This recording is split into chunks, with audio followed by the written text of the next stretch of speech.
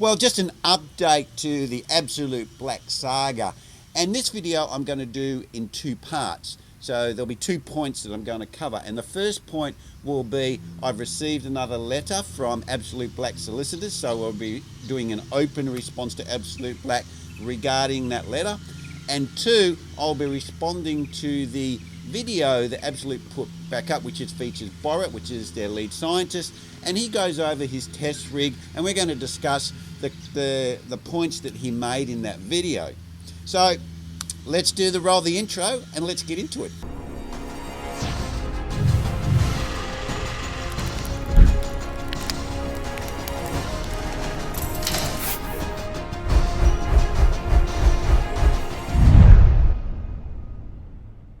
Now we're up the park again because it's so beautiful. Just watching some dogs play with some frisbees, and I'm just near the skate park. I've got my coffee, I've got my hummus roll, and because it's such a nice day, it's nice and warm, I've got a t-shirt on, my shorts on, and I thought I'd come up here and talk to you guys and also give an open response to AbsoluteBlack regarding their Instagram video and also their letter that they've sent me that's 8 pages long.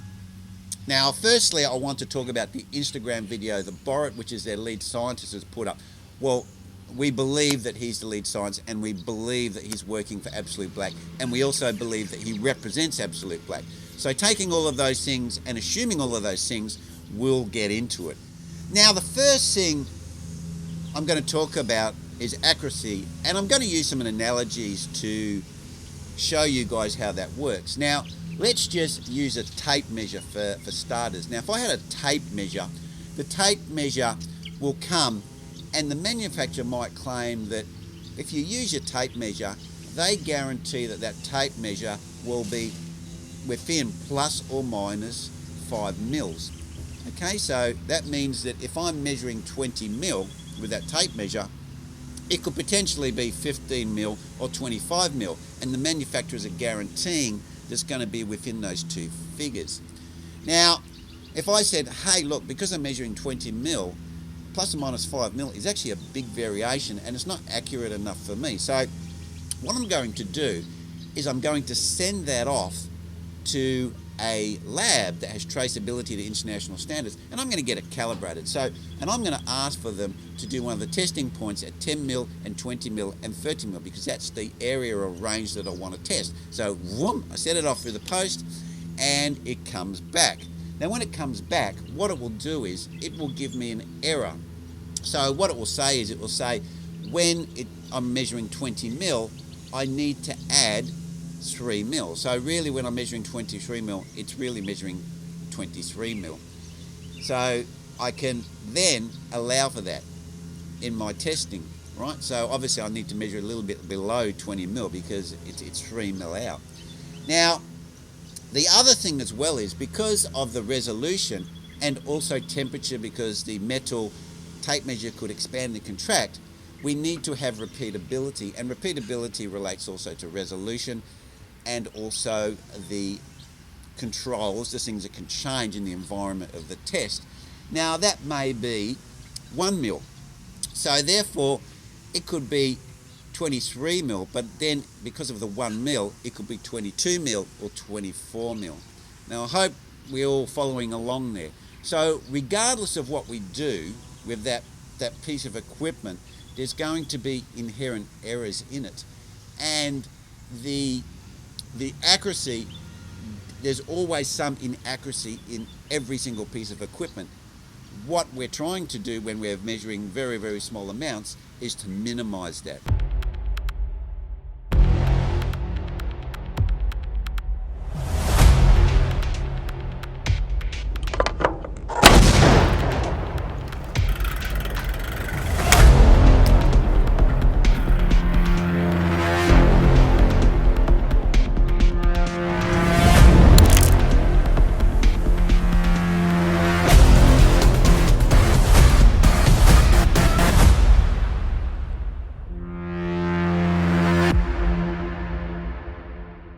Now, the second thing is repeatability.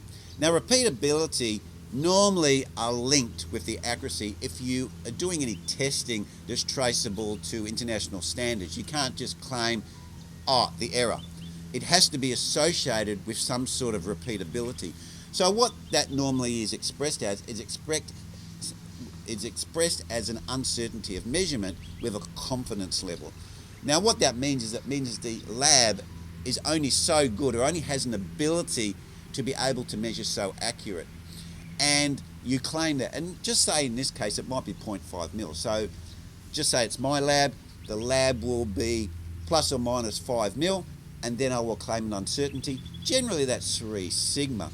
So that would be at 99.7% confidence, which means that if I did a bell curve and my error is 0.5 mil, my ability to measure my resolution is 0.5 mil, then I can say that if I did that 1,000 tests, then only 3 of them will fall out of that distribution curve. So I hope that makes some sense. So when you claim an error, it has a level of uncertainty and a variation in that measurement.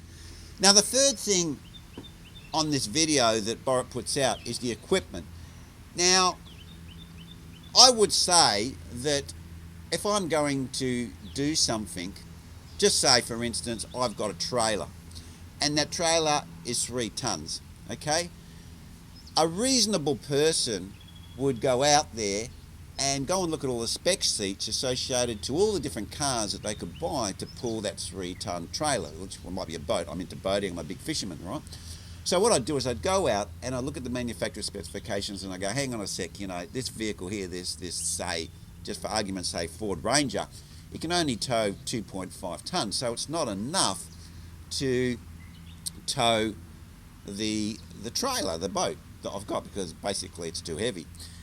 And then I go down to dealership to look at what cars can tow my 3-ton trailer. And the guy goes, oh look, our Ford Range Rover, they can tow your boat.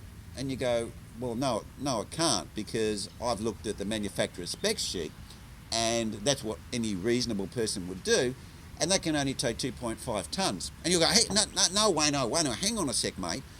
That one over there, we've actually had it beefed up. You know, we've had the engine work. The engine's been worked, so now it's got another 50 kilowatts of power.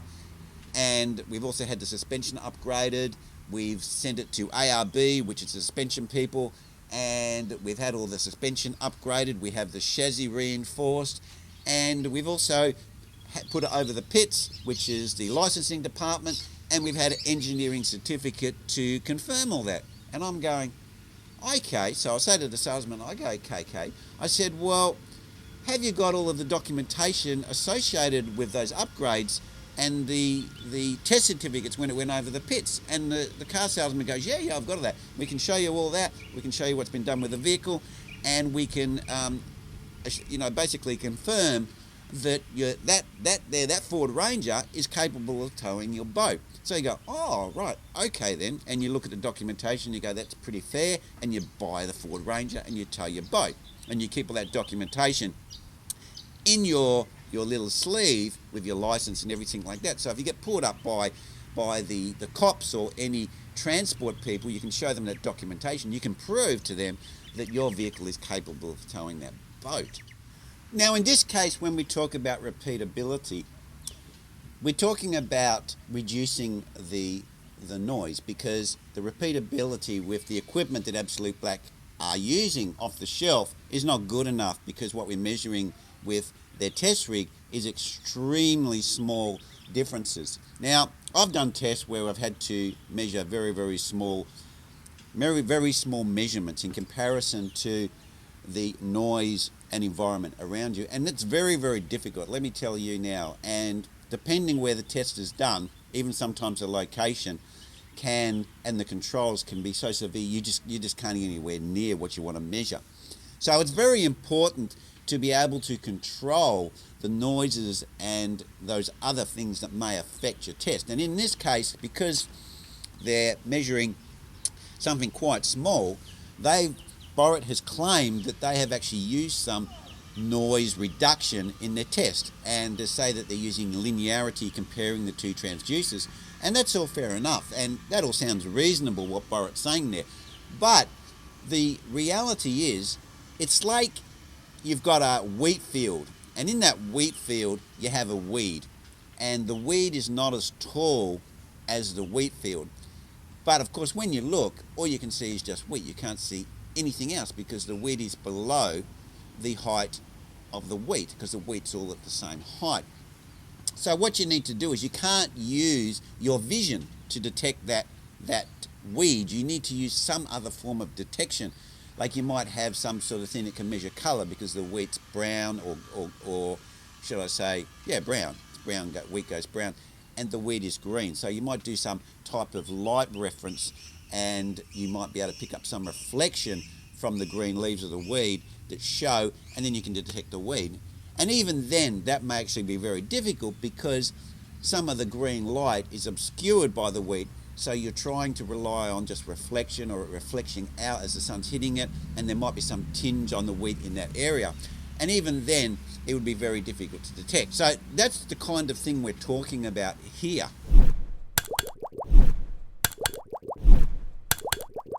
So let's bring it full circle. I've gave examples of the Ford Ranger, and I've gave the examples of the tape measure, and those things are real. What they're actually saying, Borrett is saying there, are real. You know, you can get things calibrated, you can use methods of reducing noise and increasing your measurement level and your repeatability, and you can actually order things from companies that are bespoke to do for as a very special application.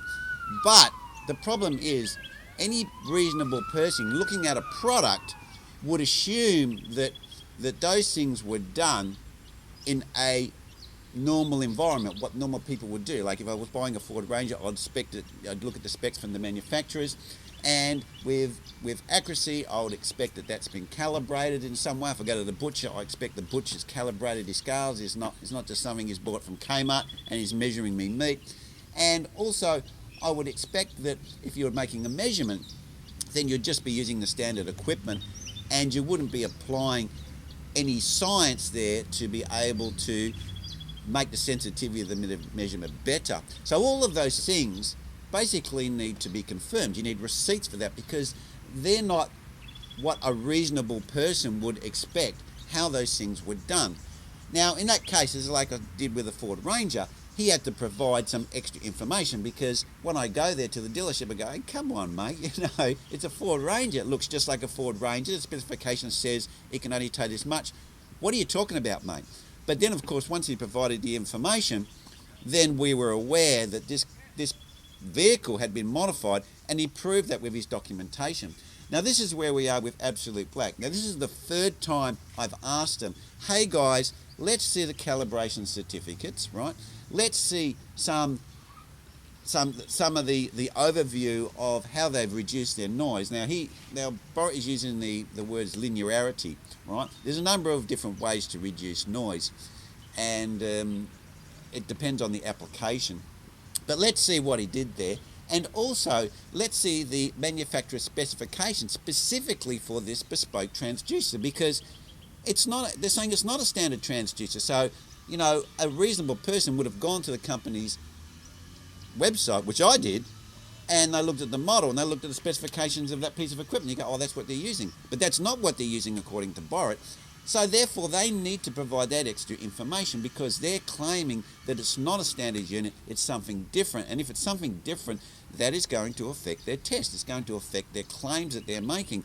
But to this point in time, even though I've asked them, this is the third time I'm asking them, hey, Absolute Black, can you please provide that information? If you can provide the information, I will retract all of the comments that I've made about your product, which mostly I have, but I'll take down these videos that I've made asking you for that information. If that's what you're after, all you need to do is just tell us. Like the guy in the salesman in the dealership, he gives all of the information to the potential purchaser, and then the guy goes, that's fair enough, and he buys the Ford Ranger. Now, the second point is Absolute Black have sent me another communication by their solicitors, Now this is an 8-page long letter, which I was reading for this thing. I actually read for this thing many times because I actually really can't get my head around what they're asking. It's very confusing. So I don't know if Absolute Black, you can really simplify that, because it sounds like whoever wrote that letter, it sounds like they're rambling. And they reference, in that letter, they reference significantly Hambini. Now, Absolute Black, I don't know if you sent a letter to the wrong person, but I'm Waynos Fotos. I'm not Hambini. Don't have a channel called Hambini at all. And I didn't do any of the tests that you're referencing in that letter, which are associated with Hambini's channel. I've viewed those videos, and I can say that they look reasonable from what I can see, but I don't know the detail. I don't really know the details of what Hambini did. You're going to have to ask him. If you have an issue with the way that he did his tests, the claims that he made, you need to speak to Hambini. You can't speak to me. I can't comment for Hambini. You know, I'm Waynos Fotos. I can only comment for what I've said.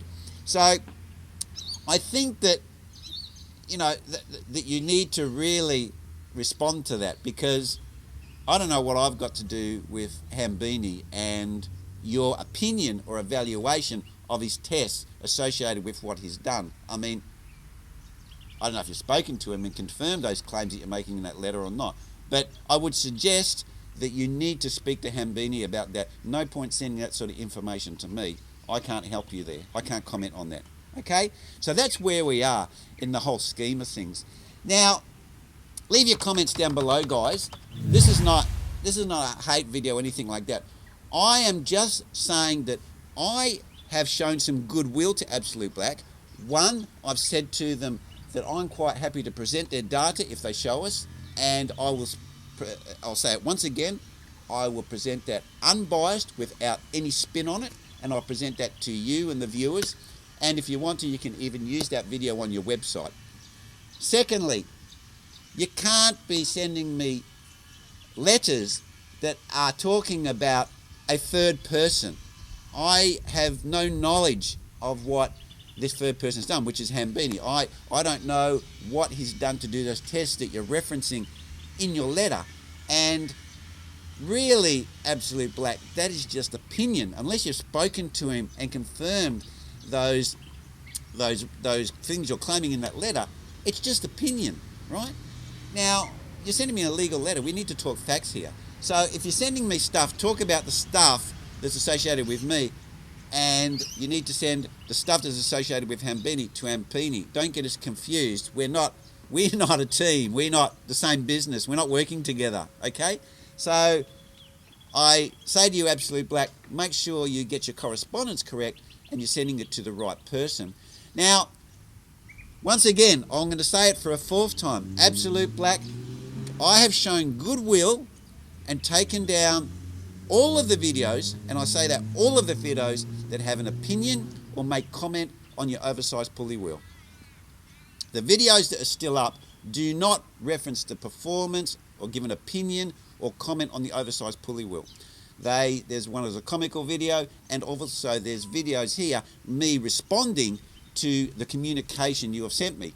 I'm responding in a public way, yes, but I'm still responding to that. Now, I've tried to show goodwill with you, Absolute Black. Let's see some goodwill from you. Let's see the certificates. Let's see the bespoke specifications of the transducers, and let's see some of the logic that you've used to be able to make this whole test rig and the items be able to measure to a smaller amount than they normally would be able to. That's what I'm asking you, Absolute Black.